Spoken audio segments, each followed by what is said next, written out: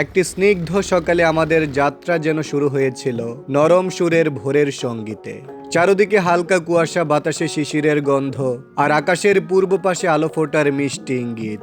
সব মিলিয়ে পুরো পরিবেশটা ছিল এক অনাবিল শান্তির ছবি।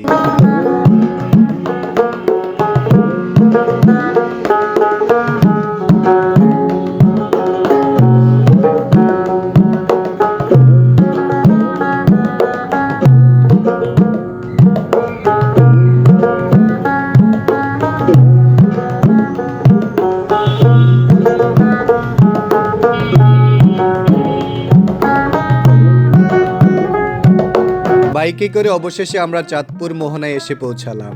যেন পুরো পথের ক্লান্তি এক মুহূর্তেই মিলিয়ে গেল।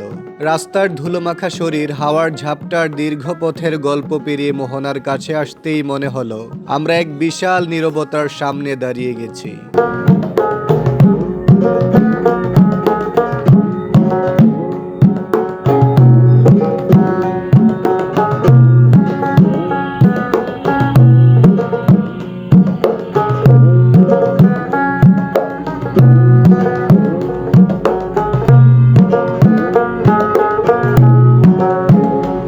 মোহনার বাতাস প্রথমে আমাদের আলতো করে ছুঁয়ে গেল।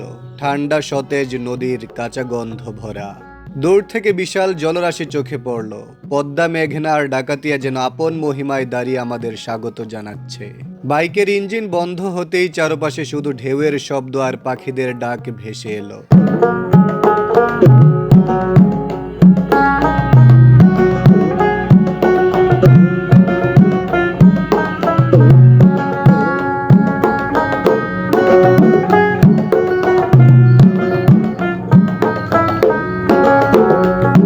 ঘোরাঘুরি শেষে আমরা যখন বাবুরহাটে এসে পৌঁছালাম, তখন পেটের ক্ষুধা ঠিক যেন নিজেদের উপস্থিতি জোরে জানান দিল।